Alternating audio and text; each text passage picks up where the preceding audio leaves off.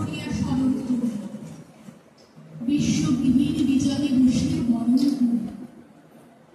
তুমি আছো মোর জীবন মরণ হরণ করি, তোমার পাইনি ফুল আপন বাজারে আপনার প্রেম, তাহার পাইনি তুল। উদয় শিখারে সূর্যের মতো সমস্ত প্রাণ মন চাহিয়া রয়েছে নিমেষে নিহত একটি নয়ন সম। অগাধ অপার উদাস দৃষ্টি নাহি তাহার সীমা। তুমি যেন ওই আকাশ উদাস, আমি যেন ওই অসীম পাথার। আগুন করেছে মাঝখানে তার আলোর পূর্ণিমা। তুমি প্রশান্ত চিরনিশিনী, আমি অশান্ত বিরাম বিহীন চঞ্চল অনিমা। যত দূর হেরে দেখতে গর্তে তুমি আমি একা। কবিগুরুর ধ্যান কবিতা দিয়ে আমরা আমাদের দুই মহান কবিকে শ্রদ্ধাঞ্জলি জানালাম। এখানে উপস্থিত আমাদের শ্রদ্ধেয়া অধ্যক্ষা মহাশয়া এবং উপস্থিত সমস্ত শিক্ষক শিক্ষিকা ও আমার সহপাঠীদের জানাই আন্তরিক শুভেচ্ছা ও স্বাগত। আমি আমাদের অধ্যক্ষ মহাশয়াকে আহ্বান জানাই কবিগুরু রবীন্দ্রনাথ ঠাকুর ও জাতীয় কবি কাজী নজরুল ইসলামকে মাল্যদান করে শ্রদ্ধাঞ্জলি নিবেদনের জন্য, এবং উপস্থিত সমস্ত শিক্ষক শিক্ষিকা বৃন্দকে ও ছাত্র প্রতিনিধি সদস্যদের অনুরোধ জানায় তারা যেন এই দুই মহান কবির প্রতিকৃতিতে শ্রদ্ধাঞ্জলি অর্পণ করেন।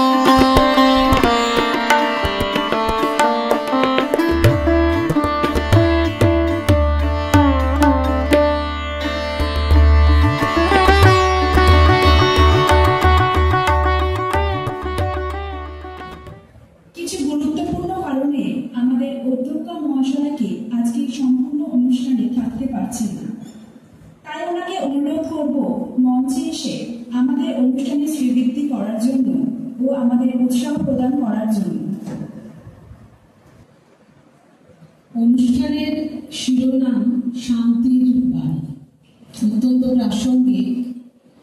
এই যে অশুভ শক্তির ছায়ায় আমাদের প্রতিদিন প্রতি মুহূর্ত যেমন গ্লানিময় হয়ে উঠছে, একটা অস্বস্তি অশান্তির কারণে আমরা পর্যবসিত হয়ে থাকছি প্রতিনিয়ত, সেখান থেকে বেরিয়ে আসার জন্য যেন কিছুটা অক্সিজেন, এই দুটি নাম রবীন্দ্রনাথ ঠাকুর এবং কাজী নজরুল ইসলাম একসঙ্গে শুনতে এতটাই ভালো লাগে। যখন আমরা বলি রবীন্দ্র নজরুল, সেটা যে আঙ্গিকেই হোক না কেন, রবীন্দ্র নজরুল সন্ধ্যা, রবীন্দ্র নজরুল সেই থিমকে কেন্দ্র করে কোনো অনুষ্ঠান যেভাবেই দেখি না কেন, পাশাপাশি চিন্তা করতেই যেন একটা অন্যরকম মূর্ছনা সারা শরীরে খেলে যায়।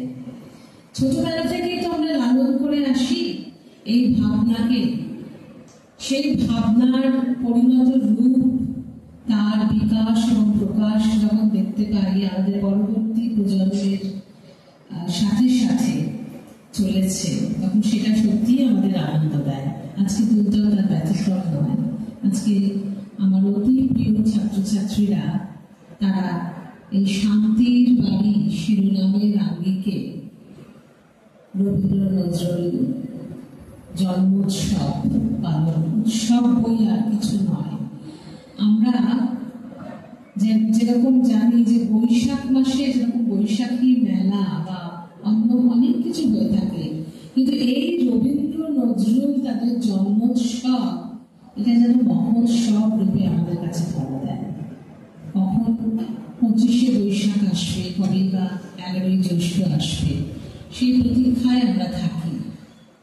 আজকে সেই দিন আমি অনেক শুভেচ্ছা জানাচ্ছি এই অনুষ্ঠানে যারা অংশগ্রহণ করছেন এবং একই সাথে অনুষ্ঠানে যারা পরিচালনা আছেন তাদের প্রত্যেককে এত সুন্দর করে এই ভাবনার মধ্যে দিয়ে আজকে দিনের এই টানা পড়েন এই অশান্তির মাঝেও এত সুন্দর একটা ভাবনার প্রকাশ সঙ্গীত এবং সাহিত্যের মাধ্যমে প্রকাশের জন্য অনেক অনেক ধন্যবাদ তাদের। এবার রবীন্দ্র নজরুল এই ভাবনা পাশাপাশি রাখা এক অর্থে মনে হতে পারে যে দুই ধর্মকে যেন দুই বিপরীত ধর্ম সো কল্ড তাদেরকে নিয়ে আসা সত্যি খুব মুশকিলের ব্যাপার, কিন্তু আসলে তো তা নয়। এরা তো ছিলেন সোশ্যাল অ্যাক্টিভিস্ট, যাদের আমরা বলতে পারি সমাজ সংস্কারক, নতুন নতুন ভাবনা প্রবর্তন করেছেন তারা। রবীন্দ্রনাথের গানে যেমন ফুটে উঠেছে বিভিন্ন ধর্মাবলম্বী যে ভাবনা, তার ছোঁয়া। কেননা এই একেশ্বরবাদ বা যিনি ব্রহ্মকে মনে করতেন একমাত্র সত্য, তার কাছে মিলেমিশে একাকার হয়ে গেছে, এক আকার হয়ে গেছে যথার্থ অর্থে তার সমস্ত কিছু। সেখানে হিন্দু, মুসলমান, বৌদ্ধ, খ্রিস্টান আলাদা বলে কিছু নেই। নজরুলের ক্ষেত্রেও একই সাথে তার কলমে ইসলামের নানা রকম ভাবনা যেমন প্রকাশ পেয়েছে, তেমনি তিনি কালী বন্দনাও করেছেন, কৃষ্ণ বন্দনাও করেছেন।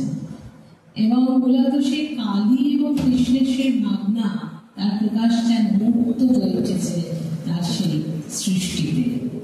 কাজে রবীন্দ্র নজরুল ভাবনা সেখানে একই প্ল্যাটফর্মে মিলেমিশে একাকার হয়ে আছে। বরিশধরা মাঝে শান্তির বাড়ি, তাই যথার্থভাবেই আমাদের জীবনে নেমে আসুক এই প্রার্থনা পরমেশ্বরের কাছে করে সবাইকে অনেক শুভেচ্ছা জানিয়ে আমি আমার বক্তব্য শেষ করছি। ধন্যবাদ।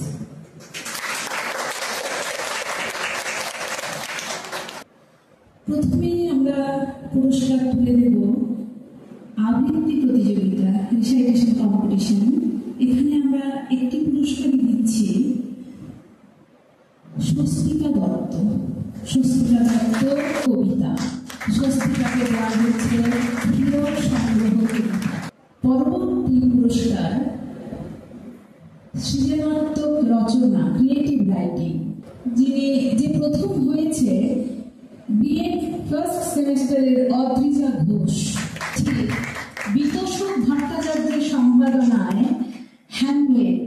দ্বিতীয় স্থান অধিকার করেছে সৌরভ গুপ্ত। সৌরভের হাতে আমরা তুলে দিচ্ছি নেতাজি সুভাষচন্দ্র বসুর তরুণের স্বপ্ন।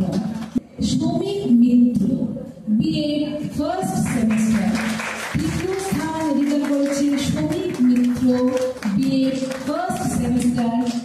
ড্রয়িং কম্পিটিশনে অঙ্কন প্রতিযোগিতায় প্রথম স্থান অধিকার করেছে এমএড ফার্স্ট সেমিস্টারের স্বস্তিকা বৈদ্য। রথিন মিত্রের কলকাতা একর অস্বীকার। দ্বিতীয় স্থান অধিকার করেছে Srijita Pal Chowdhury, BEd first semester. Srijita Pal Chowdhury. সৃজিতার হাতে তুলে দেওয়া হচ্ছে অবনীন্দ্রনাথ ঠাকুরের শিল্পায়ন। ড্রয়িং কম্পিটিশনে যে তৃতীয় স্থান অধিকার করেছে বিএড ফার্স্ট সেমিস্টারে দিয়া রায়চৌধুরী। বিএড ফার্স্ট সেমিস্টারে দিয়া রায়চৌধুরী চেতনা। শানু লাহিড়ী রবীন্দ্র চিত্র চেতনা। এলোকিউশন কম্পিটিশনে আমরা দুটো পুরস্কার দিচ্ছি, প্রথম জন এবং দ্বিতীয় জনকে।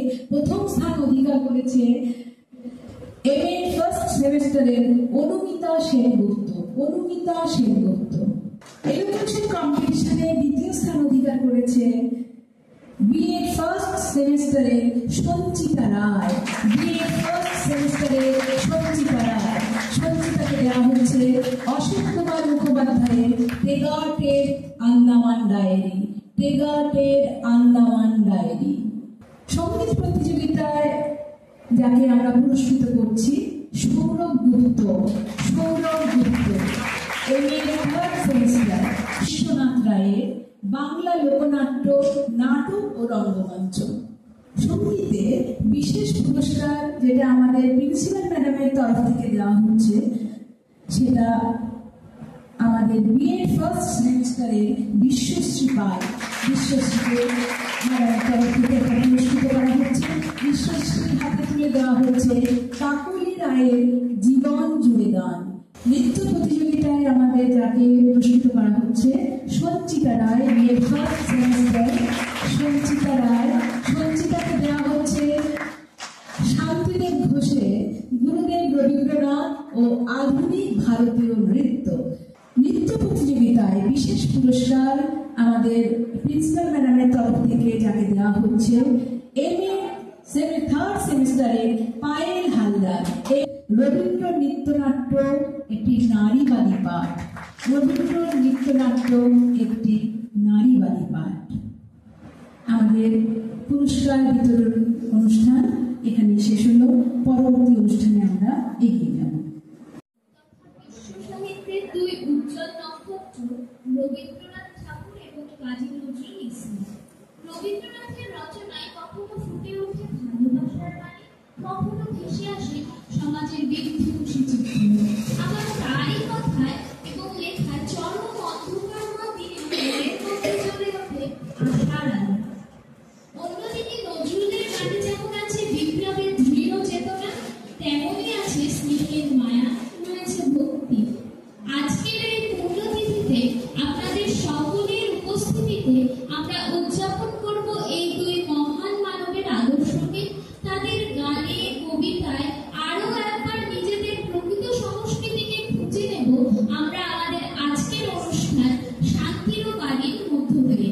বর্তমানে যেখানে মানুষের মনুষ্যত্ব মূল্যবোধ একেবারে তলানিতে এসে দাঁড়িয়েছে, সেখানে কবিগুরুর দেখানো পথকে মাথায় রেখে উদার হওয়ার, সকলকে ভালোবাসার, সহজ জীবনযাপন করার আশায় অঙ্গীকারবদ্ধ হয়ে নেতিবাচকতার মধ্যে ইতিবাচকতাকে আমরা পাই কবিগুরু গান।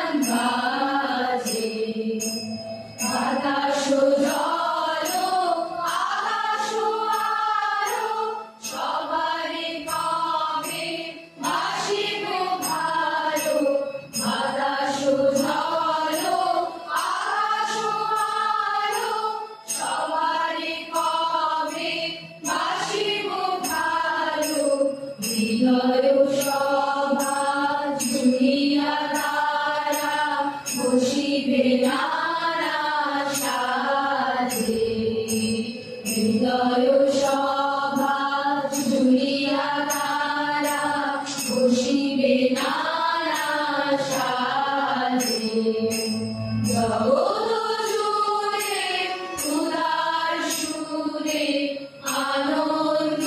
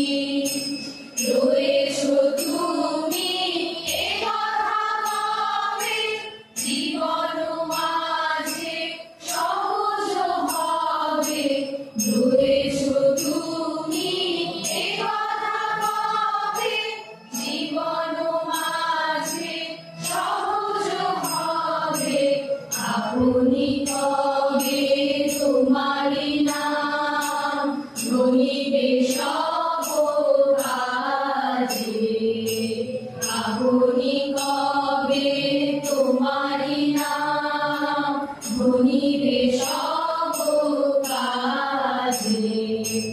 জগৎ জুড়ে উদার সুরে আনন্দ গান বাজে, সে গান কবে ধরিল বাজিবে হিয়া মাঝে। জগৎ জুড়ে উদার সুরে আনন্দ গান বাজে। কাজী নজরুল ইসলাম নামটি শুনলেই আমাদের মনে হয় এ যেন এক দারুণ ঝড়ের নাম, বিদ্রোহের নাম। তবে কবি কাজী নজরুল ইসলামকে কেবলমাত্র বিদ্রোহী কবি হিসেবে চেনা হয়তো আমাদের একটু ভুল হবে। বিদ্রোহী কবি এই সত্তার বাইরেও রয়েছে এক ভক্তিপ্রেমী সত্তা। তার এই ভক্তি সত্তা সুন্দরের কাছে আত্মনিবেদনের অর্ঘ করে। এই সুন্দরের পূজারী কবির মনে আবার কখনো সংশয়ও জাগে যে সুন্দর এ অর্ঘ গ্রহণ করবেন কিনা। তাই অর্ঘ নিবেদনে সংকোচে জড়ানো কবির কম্পিত বাসনার প্রাণ প্রদীপ কেঁপে ওঠে পার্থিব দ্বীপ শিখার মতো। তাঁর কাছে নিবেদিত অর্ঘদানে কবির দেহ মনে অজানা সুরে আরতি নৃত্যের শিহরণে কম্পিত হয়। কবির গানে ভেসে ওঠে তাঁর অঞ্জলি। অঞ্জলি রাখব সঙ্গীতে, অঞ্জলি রাখব সঙ্গীতে। রইব শিখা সমকাবিছে প্রাণ মম, রইব শিখা সমকাবিছে প্রাণ মম। তোমারে সুন্দর মন্দিরে সঙ্গীতে, অঞ্জলি রাখব সঙ্গীতে, অঞ্জলি রাখব সঙ্গীতে। তোমার দেবালয়ে কি সুখে জানি, দূরে দূরে ওঠে আমার দেবখানি। তোমার দেবালয়ে কি সুখে জানি, দূরে দূরে ওঠে আমার দেবখানি। আরতি নৃত্যের ভঙ্গিতে সঙ্গীতে, অঞ্জলি রাখব সঙ্গীতে, অঞ্জলি রাখব সঙ্গীতে। পুলকে বিকশিত প্রেমের শতদল, গন্ধে রূপে রসে ঢলিছে টলমল।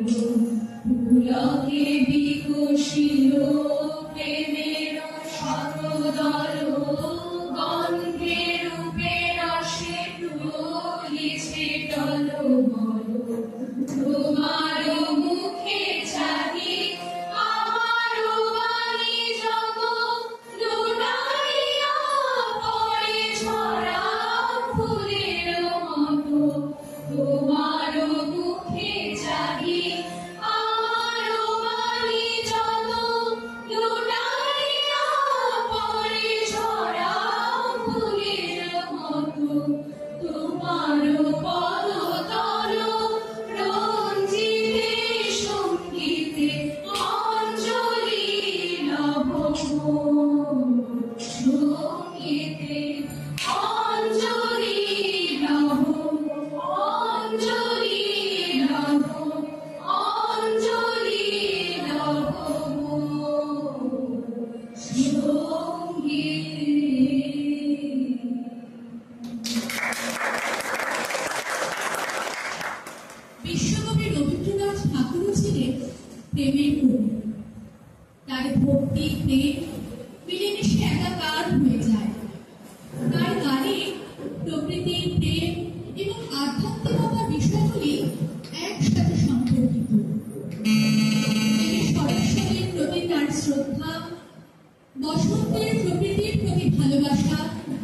সৌন্দর্যের অনুভূতি এবং আধ্যাত্মিকতার এক সুন্দর মিশ্রণে কবি মন মধুর ধ্বনিতে দিয়ে ওঠে।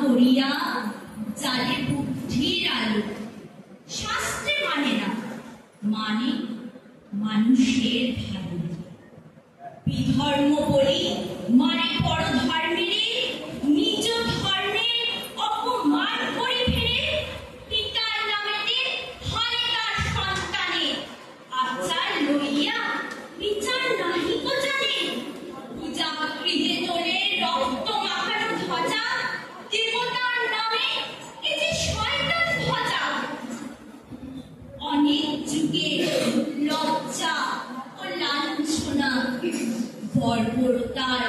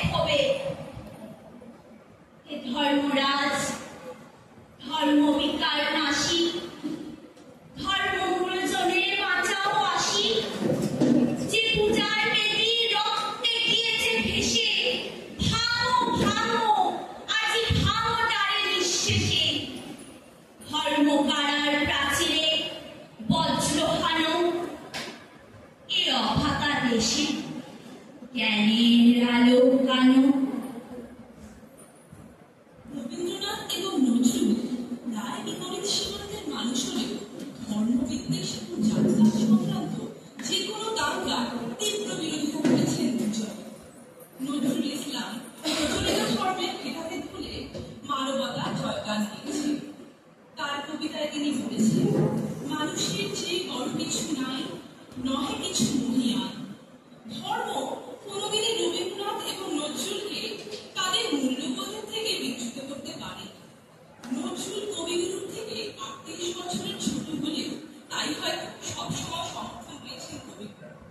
1923 সালে যখন কবি নজরুল আলিপুর জেলে কারারুদ্ধ, তখন জেল সুপার কয়েদিদের জন্য অখাদ্য বরাদ্দ করলে নজরুল তাকে ব্যঙ্গ করে প্যারোডি গান রচনা করে সুপার বন্ধন, যে গান রবীন্দ্রনাথের লেখা তোমারই গেয়ে হে পালিছ স্নেহে গানের অনুসরণে লেখা। নজরুল কারাগারে দীর্ঘদিন অনশন করেন এবং রবীন্দ্রনাথ তার প্রতি সংহতি জানিয়ে তাকে বসন্ত নাটকটি উৎসর্গ করেন। নজরুল রবীন্দ্রনাথের এই আশীর্বাদী মালা পেয়ে কারাবাসের জ্বালা যন্ত্রণা ক্লেশ ভুলে যান।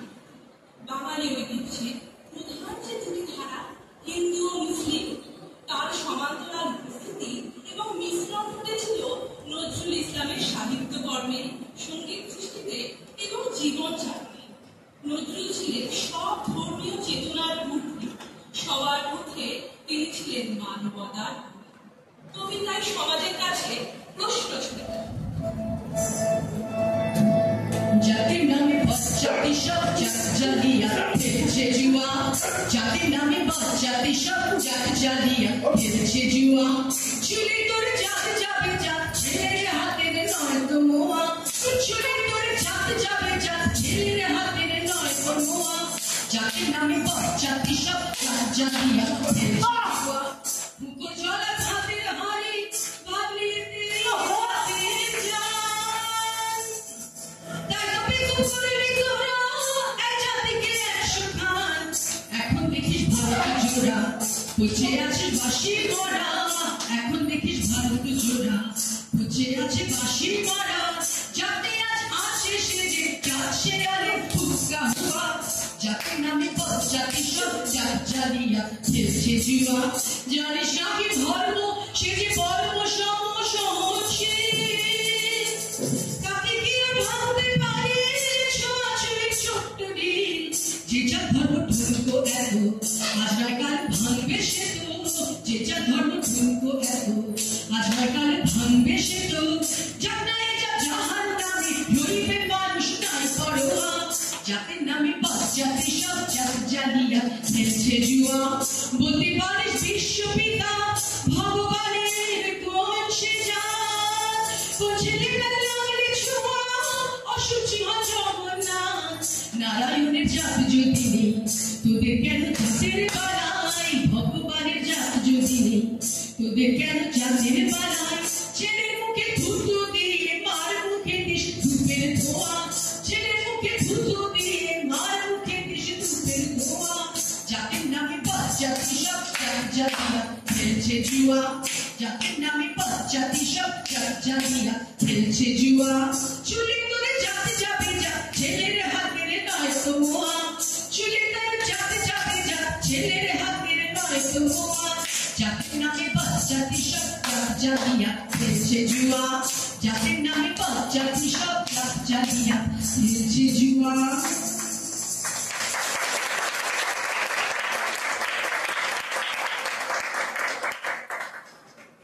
কি নির্ভীক ও বলিষ্ঠ রচনা! কবিগুরুর রচনাতেও একই কথা আমরা শুনি। মোর দুর্ভাগা দেশ, যাদের করেছ অপমান, অপমানে হতে হবে তাহাদের সবার সমান। মানুষের অধিকারে বঞ্চিত করেছ যারে, সম্মুখে দাঁড়ায় রেখে তবু করে দাও নাই স্থান। অপমানে হতে হবে তাহাদের সবার সমান। মানুষের পরশে প্রতিদিন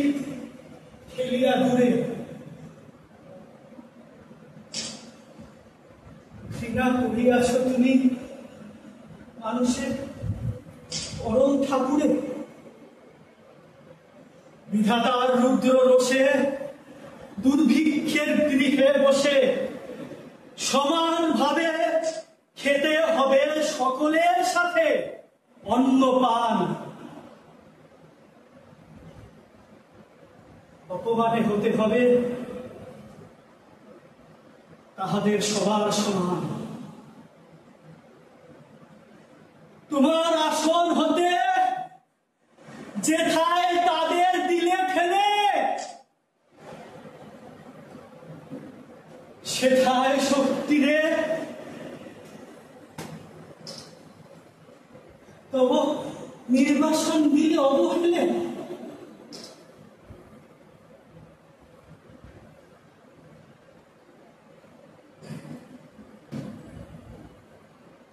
সেথায় শক্তিরে তবু নির্বাসন দিল অবহেলে। চরণে বলিয়া তবে ধুলো এসে যায় বয়ে, সেদিন নেমে আসো নহিলে নাহিলে পরিত্রাণ। অপমানে হতে হবে আজি তোরে সবার সমান। তুমি যারে নিচে ফেলো সে তোমারে বাঁধিচ্ছে নিচে, পশ্চাতে রাখো যারে সে তোমারে টানিছে পশ্চাতে।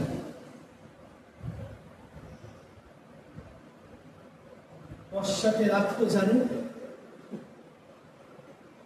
সে তোমারে রাখিছে পশ্চাতে।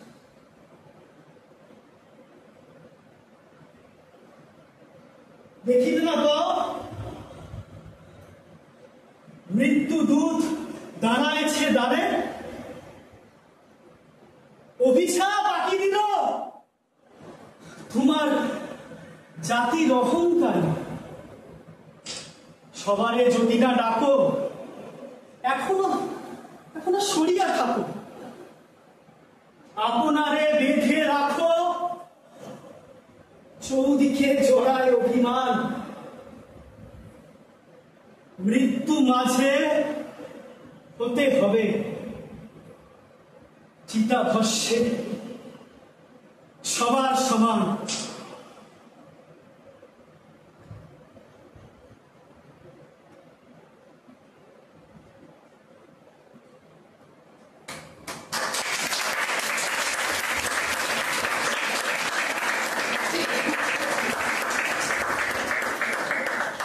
ঝড়ের পর আসে এক শান্ত স্নিগ্ধ পরিবেশ।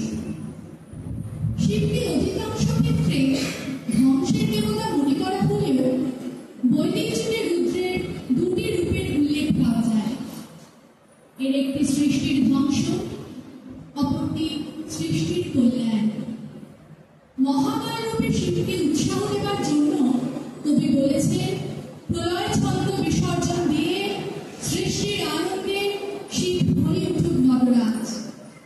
কবি কামনা করেন শিব তার জটিল জটার কুটিল ভয়ঙ্কর রূপকে পরিহার করে কবির কামনা প্রলয়ন করে শিব তার বিষাক্ত ধুধুরা পরিত্যাগ করে তার জটাকে পড়ুন স্নিগ্ধ চম্পাবেণী। কবির কলমে ফুটে ওঠে নব সৃষ্টি আনন্দ।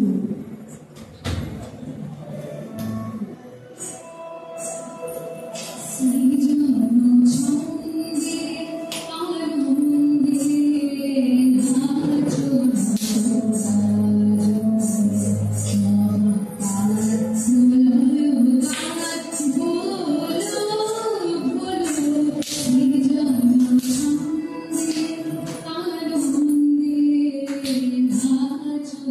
you.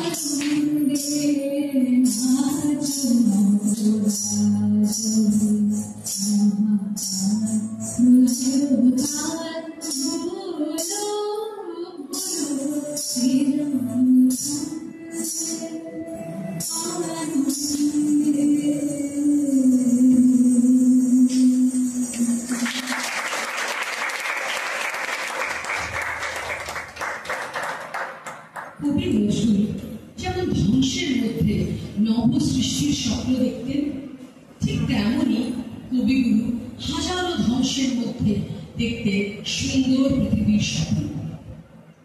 এক সময় যে রবীন্দ্রনাথ ইংরেজি সংস্কৃতিতে হয়েছিলেন আপ্লুত, সেই রবীন্দ্রনাথের কলমে ফুটে উঠেছিল ইংরেজদের চরম স্বৈরাচারী শাসনের তীব্র বিরোধী।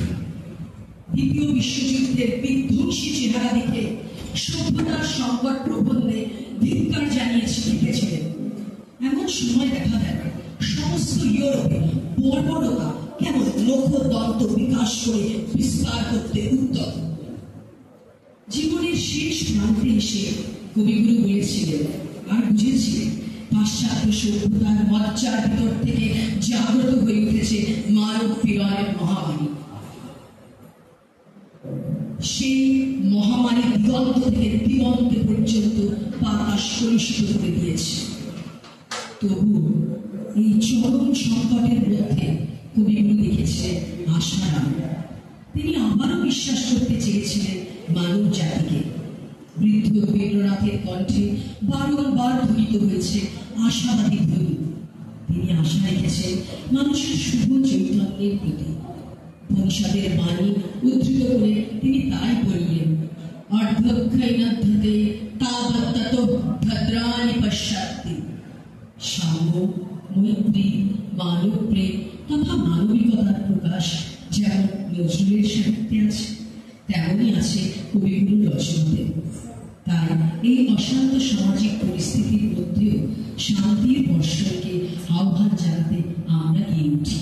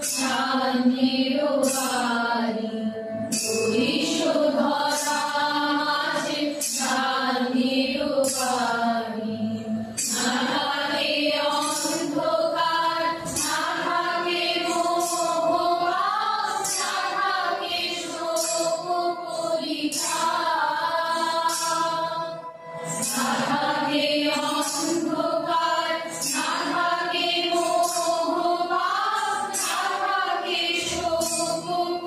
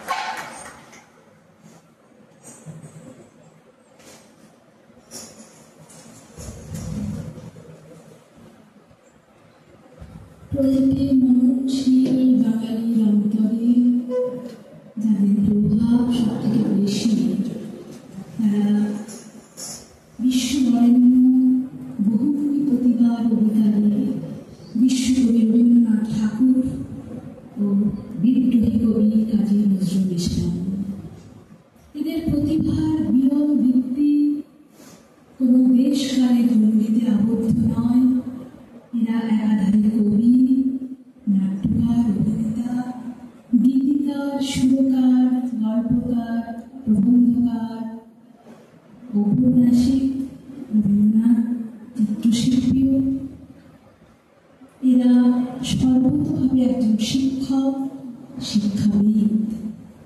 সাহিত্য সংস্কৃতির প্রতিটি ক্ষেত্রে এই দুই মহামানবের অনায়াস বিচরণ। আজকে আমাদের ছাত্রছাত্রীদের খুব সুন্দর একটি উপস্থাপনা, শান্তির বাড়ি, তারা আমাদের আজকে এই হলে রাখলো। খুব ভালোভাবে আমরা রবীন্দ্র নজরুলের প্রতি শ্রদ্ধা জানালাম আমাদের ছাত্রছাত্রীদের দিয়ে।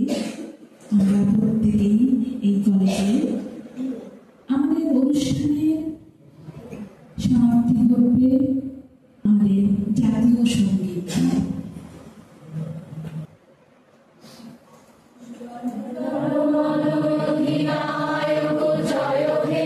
ভারত ভাগ্য বিধাতা